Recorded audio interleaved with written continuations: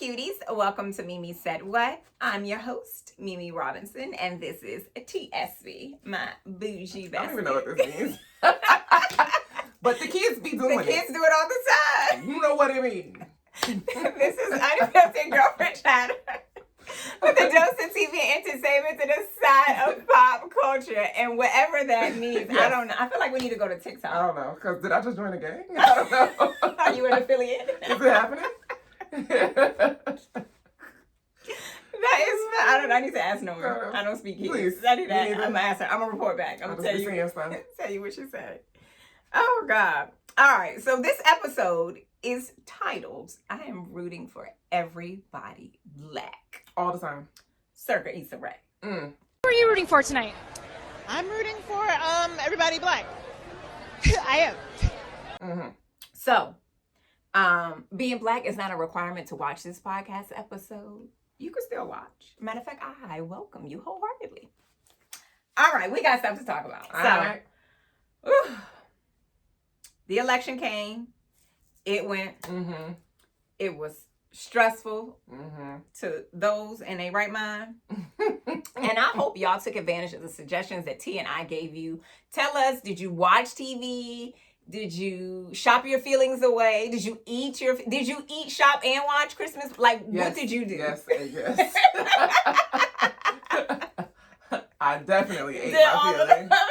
I definitely watched Christmas movies. And shopped. And I shopped. Yeah, I did all of those. And I also drank. So drink is the only thing I didn't do, but... Well, I had wine. I like a project to distract me from real life. And so on election night, I was up until 2 a.m. the next morning, not watching anything election related. I was rearranging my closet. At the end, I folded laundry and then I took a shower. But my husband and I watched a marathon of Caught in an Act, which is Tammy Roman's reality show. Okay. And I think we ended that with one episode of Found. An episode that I had already watched that he hadn't watched. But y'all know, we already talked about the supervision. Mind your business. So, but I did watch last week's episode unsupervised. Okay. But I don't think last week. It wasn't spicy, yeah. This week might be a little squirrely. It is squirrely because I saw the previews for this one. And so I was like, hey, babe, you need to get caught up on that last episode this week so we can watch the next one together. They pissed me off, but whatever. It was a lot. It was a whole lot.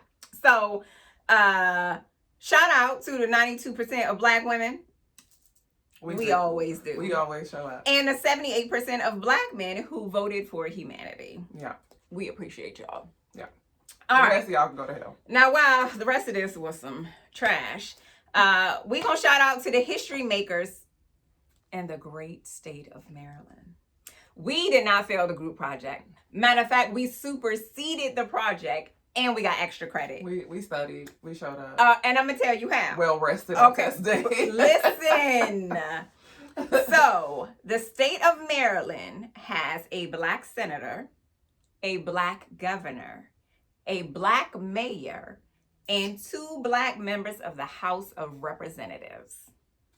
We are not the drama. We're not the problem. So, Senator-elect Angela Alsobrooks is now elected to the U.S. Senate in Maryland. She is the first black person from the state of Maryland to become a senator.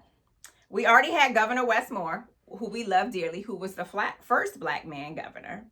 We have Mayor Brandon Scott, who's the mayor of Baltimore. Let me tell you, do you know what have you ever seen him? First of all, he looks 12. Actually, yes, I have. He has the most perfectly round, like, afro. Like, not in a bad way, because he keeps the shape up and stuff, but I'm just like, I imagine him just magically scissoring around to get it. It's so perfect. Like, every time I see him on the news. Like a bonsai tree. Yes. Like, he never appears to be in between a haircut. That is funny. I was like, this man's is always fresh. And then we have Congressmen Glenn F, Ivey, who is representative for the 4th Congressional District, and the illustrious Kweisi Mfume, who is the 7th Congressional District. He also is admin at Morgan State. Oh. He did the welcome orientation for the students and the parents. Cool. Yeah. So, according to an article not written by me, but I agree, Maryland exemplifies how increased Black power in politics can shape a more equitable future. Yes. If only everybody else Okay. could it be contagious? It could not be. Could it be contagious? Hate spreads easily. It does, and that's more easily. Yes. Hate and ignorance is it's easily attainable. It's out here. You ain't gotta work for it. Nope. It's free. It don't make no sense. So we had some other history makers in other states. So Monroe Nichols is first of all, Monroe is a strong name. Mm-hmm. Okay. He's the first Black mayor in Tulsa, Oklahoma. Tulsa. I feel like that was a tall feat for him. That was. Had to be. Yes.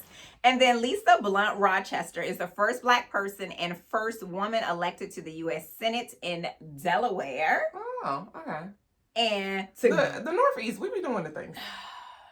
We be trying to hold it Joe down. State was holding him down, let me tell you. We be trying to hold it down. So together now, Lisa from Delaware and Angela Alsobrooks from Maryland mark the first time in American history that two Black women will simultaneously serve in the U.S. Senate. Oh, nice. God damn. And they not old. No. They not old.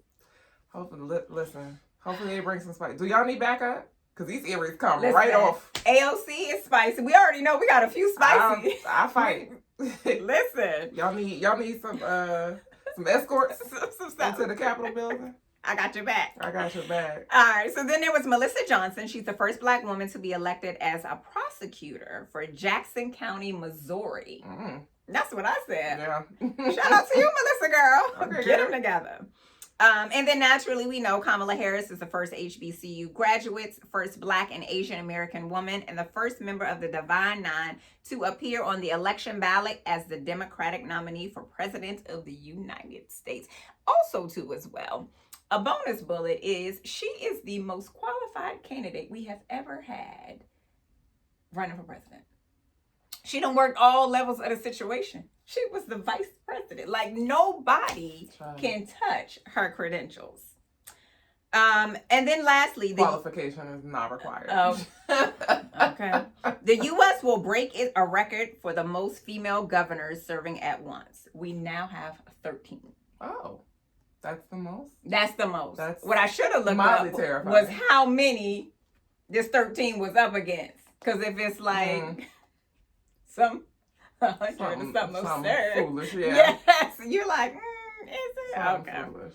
So, while some progress was lost, some progress was also made. All right, moving on. Baby steps. Baby steps. This one, it's another Black girl magic. This was about Whoopi Goldberg, who I absolutely adore. Her chaos is my favorite. Whoopi is, and I don't know if she's always been this way. I imagine that she has, and I don't know if it's just gotten, just lost in who she is and because she's on The View. Whoopi seems to be in her I don't give a fuck era. Like, I'm gonna say it with my chest and I'm gonna say how I feel. I love that for us. I do too. I think part of that is who she's always been. Not always. I'm gonna say who she's been for a really long time. I say that because I read her book, which was really, really good. And the shit she went through as a child, not directly to her, but her mom, her mother's story is blow your mind. You think We in The Handmaid's Tale now? Like, blow your mind. And so as a child, she endured that, and it was just her and her brother, but her mother was very much a straight shooter. And so I think naturally that rubbed off on her. But I also imagine that as she got older, she was more emboldened to kind of own that. And then as you get older, I don't care. The older you get, the less fucks you have to Yes, and she's not been in a position in a really long time where she needed to prove who she was, to be worried about climbing a ladder. Like, she arrived a long time ago. Sis got the EGOT first. So she is free without consequence. And also, if there were, she don't care about them. I don't know if someone else actually runs The View. I imagine they do, but Whoopi runs The View. I don't know. I feel like they report to her. I don't know if they know. I feel like they do. Are y'all aware? But are you aware? So, I guess this is maybe her next act. So she went on Jimmy Fallon and dropped some incredible news. And I love her so much. So she's launching the first global women's sports channel. It's called AWSN, which is the All Women Sports Network. And it's the home for live women's sports around the world. If a woman is playing, they showing it. I love that. I was like, come on, Whoopi. So she's partnered with Common Spirit, which is a company I'm not familiar with, but she said they promote women's health. So it was like a natural progression. Okay. And I was like, okay, well, they sound solid. I'm sure she did her research. Yeah. They have already launched in Asia, in the Middle East, and in India. And they launched this week in the U.S. Oh, well, hello. And I was like, welcome. You better do it. Welcome. So I got a new thing and it comes out tomorrow. Right.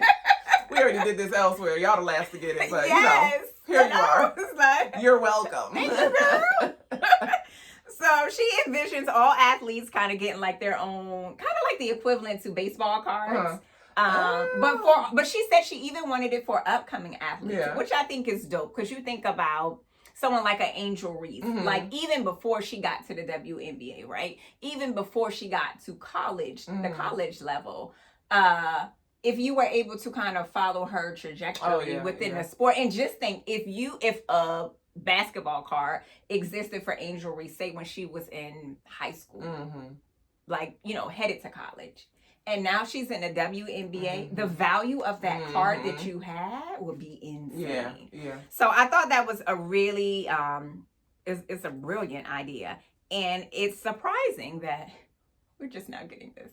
Is it? No, it's not. Okay. Because we already know people vote against their interests and everyone hates women. Yeah. So there's that. Yeah. So this idea was 16 years in the making. Wow. 16 years? 16 years. Jeez, I wonder if most of that time was trying to convince somebody this was a worthy effort. I'm certain of it. Now, I imagine the recent because they probably like, nobody wants to watch women's sports. Yeah, and women's sports probably help, you know, like put it over, but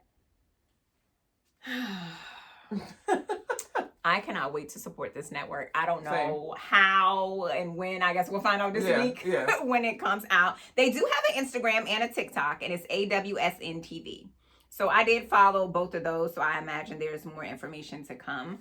But I'm excited about this. Same. Also, when I want to go looking for the women's, I don't like when I have to search the guide and go here, there, and everywhere. So if I could just go to this one network and be like, okay, so the basketball game is on here. And then she was like, girl, if the women are playing curling, we showing curling. I love that. And I was like, yes. I love that. So I think that's really dope. All right. Some more Black Girl Magic. Sheryl Lee Ralph. What's she gonna be? I don't even know if this information is old or not. I just saw it though. This week, I learned that the amazing Emmy Award winning Sheryl Lee Ralph makes $250,000 per episode for Abbott Elementary. Sheesh. Exactly. $250,000. Okay, girl. Now, if Sheryl Lee Ralph, as a dope ass Black woman, is making $250,000 per episode, you know that the others are making twice that. But this ain't nothing. That ain't nothing to sneeze at all. It's not. So, okay, girl. Barbara Howard from Abbott Elementary is getting her money. She is. She got money. She got money. And I think she's deserving anyway. But I love this for her because it seems like her second act of life has been even bigger than the first. Like, they didn't give her the accolades she deserved early on. No. So it's nice. She's getting them now, and I love that. She's getting them now. Because this is Quinta Brunson's show. This is run by a Black woman. And so, get that girl her coin. All right. So this is Black Girl Magic adjacent. Okay. This one came from Shonda Rhimes. Okay. Who we love. But really, this is about Scandal. Oh. The show Scandal. That we don't talk. Yes. Okay. So she shared some news, Gladiator news. If you don't know who the Gladiators are, this message is not for you. Because why don't you know? Because why don't you know? So the Scandal family is coming together for one night only, like Effie White, for a virtual live reunion and script reading. Now, this is in support of Western North Carolina, which was devastated by Hurricane Helene. Let me put a pin in here. For those of you who are current on the happenings in life, Shonda shared this pre-election. So while we are done Captain Save Everybody. I ain't got no thoughts or prayers. Went fresh out of sorrows, all that. But this was shared before that. Okay. And the reason they are supporting this is because former cast member, Bellany Young, is from Asheville, the town that was wiped away. So it's happening Sunday, November 17th. What script are they reading? Is it some new shit? I don't know. It just said script. They didn't say. So I don't know if this might be a new one or maybe a classic old episode. I don't know. I was curious. Who all is participating? Everybody. So, Carrie will be there. Okay, obviously. Tony will be there. Obviously. Husband and wife. Guillermo. Okay. He was Huck. Yeah. Scott. Uh-huh. Katie. Okay. So all of the gladiators, Joshua, Joe, George, Jeff, Cornelius, Darby, and Bellamy. So literally the whole cast is going to be there. And so, yeah. So. Oh, you did say Joe, because I was like, where is Papa? Okay, Joe Morton. Okay, Joe we got Morton. it. We got it. I was listening real hard. Girl. Because you could not. You could never. He is second to Carrie on the poetry. Yeah, I don't care what anybody says, okay? So if you're interested, you can go to unitedwaync.org/scandal read to reserve your spot. They also do solicit for donations. So they have some set ones, which were pretty funny. So there's one, it's called In Honor of B613, and it's a donation of $6.13. Like, it's pretty sad. You could just click the button. Okay. And so they had some others that were honestly, related. I think B613 is responsible for what happened this week. We in it right now, yeah, okay? It's happening. I hope that's the script that they're reading. It is happening right now. It is happening. They also have an other box where you can choose to, I guess, submit as low as $1 or whatever.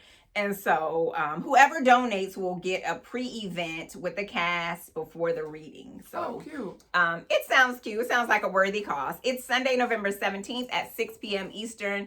Y'all got to translate to your time zones. I don't really know all that stuff. But I was like, it's a great way to raise money because Scandal is so good and the gladiators are ride or die. And so they're going to show up. Even for the show that ended 75 years ago. 75. And I feel like the cast behaves like there was no time lost.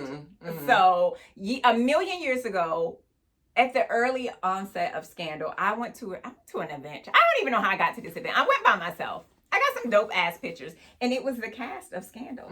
And we were in somebody's theater, like on one of them DC college campuses or whatever. And it was just open conversation. And it was a good time. I bet. And so I imagine, like, they're still besties. Well, we know that Carrie and Tony are. We don't know. Have you seen Tony's wife? If no one else. Do you know what she looks like Does in she real life? exist? Uh-huh. Oh, okay. She's a real person? You should Google her. I don't think I want to. She's not a supermodel. Okay. Cool. Exact opposite. Okay. But Carrie's husband fine in real life. Her real husband. Right. Her on paper husband. Namdi? Yeah, he used to be an NFL player. Yes. So yeah. Okay. In continuation. With the I'm rooting for everybody. We continue. Okay. It's all day long. So T&I sabbatical. Yeah. If you will, our mental sabbatical. Yeah. Led us to Meet Me Next Christmas. Which only came out on the 6th. And is today the 8th? It came out on the 7th? No. What's today? Today's the 8th. It came This is out Friday, on the 6th. So it came out on the 6th, yeah. Okay, so today's the 8th. Okay, we're recording on the 8th, which means it's been out for 2 days. 2 days. And T and I have watched it independently twice already. 2 times, yeah. In its entirety. I watched it the day it came out, and then I watched it again yesterday. Yeah, I watched it the day it came out, and I watched it this morning. So. And I will likely watch it about 19 more times. Get it. Matter of fact, Nori, this morning, she was like, I think I want to invite my friends over and we just watch a bunch of Christmas movies. I love that. And I was like, oh, that's so cute. I love that. So it's happening. So we talked about this, I think, last episode. So Meet Me Next Christmas stars Christina Milian, Zaval Ellis, Kofi Sarabow, and Kaylin Allen. Kaylin. My God. So, Christina Milian's character Layla is on a quest to reconnect with the man of her dreams. She's racing across New York City to find a ticket to a sold-out Pentatonix Christmas Eve concert. And the Grammy-winning group Pentatonix is clearly all up and through this movie. I don't know that I had ever heard them before. Oh my God. As much as I talk about Pentatonic. I intentionally did not tell you this in advance. For the shock and awe of it all. As much as I talk about Pentatonic. I know. I feel like maybe I've heard some of their songs, but I didn't know who they belonged to. I didn't know that the fandom was as big as it seems to be. Get a load of this guy. Welcome to 15 years ago. However long they've been out. I don't know. My God, for so long. Really? They're so good. I enjoyed the music immensely. She's about to hear their greatest Christmas album as soon as we're done. My God. We were just talking about it recently. When we were in New York. Were we in New York? No, because Drea was talking about it. Oh, she did. Because she was talking about something. Christmas music. She was listening to Christmas music. And I was like, oh, Pentatonic. Yes. And then I shared a couple of songs. You did. So before we talked about it in New York, but I think that's when the trailer had come out. Okay, maybe. But yeah, she did mention it. Legit, I was online looking for concert tickets because they are having their Christmas tour. My God. I was among the conversation, but I was not in the conversation. Clearly. She was nothing not to tuned in. contribute. I was listening, but I had nothing to contribute. They're so good. I love them so much. And they do other stuff other than Christmas, but their Christmas stuff is like the bestest. Yeah. Oh.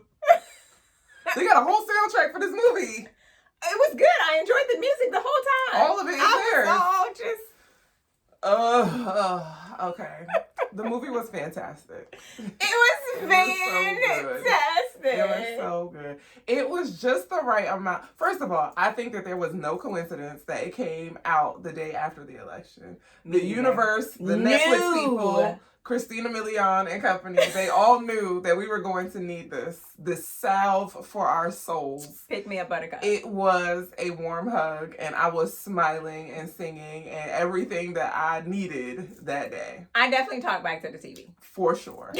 For sure. Girl, what are you, like, It was. And for Kaylin, I was like, what are you doing? It was a wild ride. And you know, I love me a little predictable situation. Yes. It was predictable in that, like, you knew how it was going to end, like, who she was going to end up with at the end. Yeah. But you could not have predicted anything that was going to happen between it was predictable-ish, but you couldn't predict the journey. No, you definitely couldn't predict the journey. I was like, where are they taking me? Around the world and And why are they taking me? it was... I was like, girl, it's an easier way to do this. It was a bit anti-Christmas, which I felt like a little bit, just in the journey. So just, it didn't follow, you know, the Hallmark formula or the, okay, I come back to my small town. Mm-hmm, like, it didn't have that kind of predictability. No. But from jump, you could clearly tell who she was going to end up with. It's just not how. Just not how. The who was clear. The how was like, what? And even as the how was happening, I wasn't convinced that it was going to happen. I was just like, what is going on?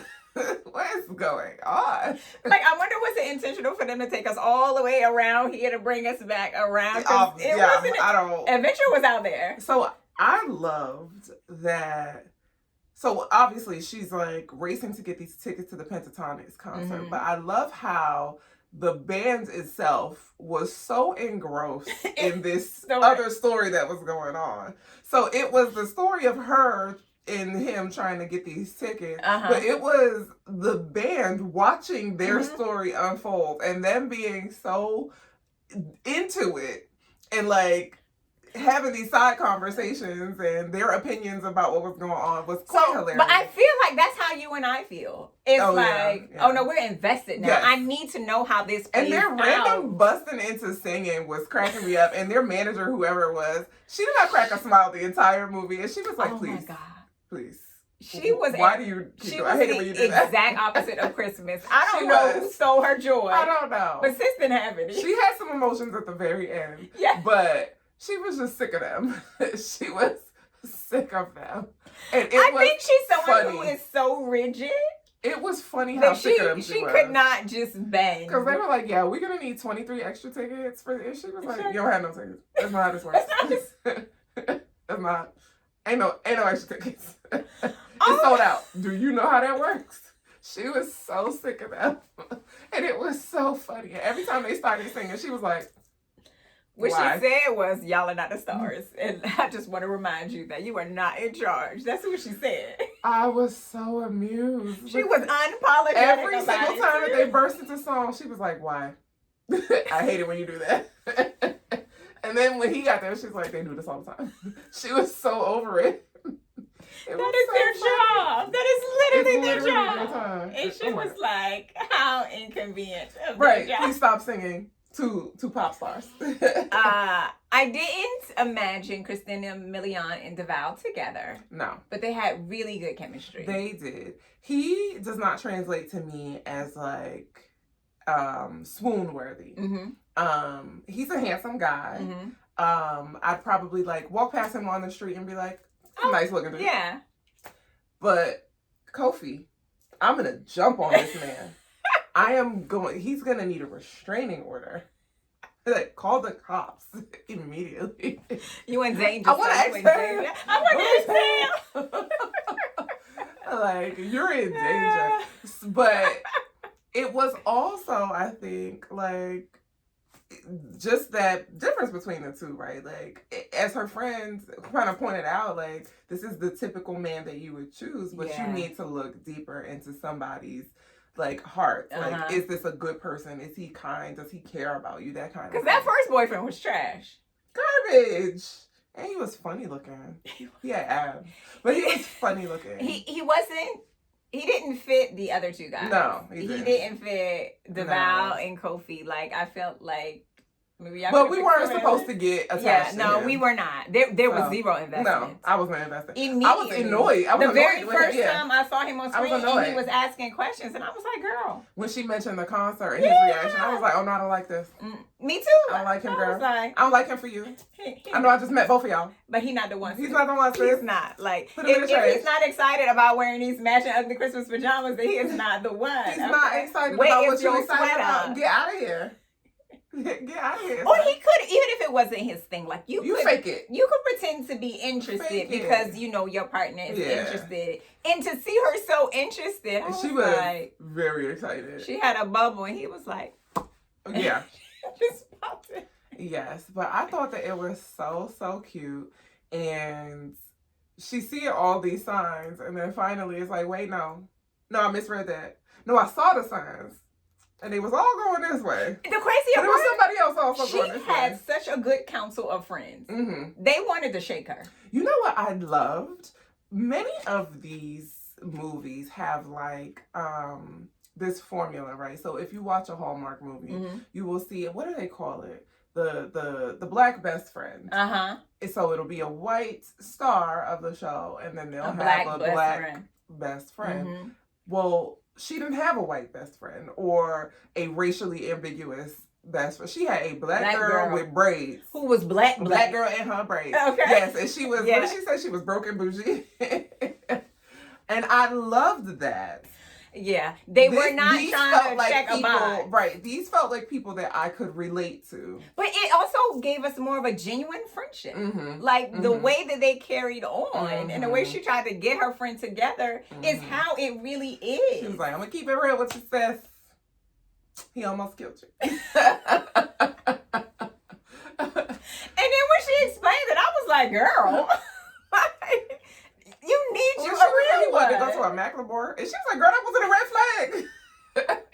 flag. Because yes, it was. It absolutely was a red flag. And why didn't you ignore it? Why did you ignore it, girl?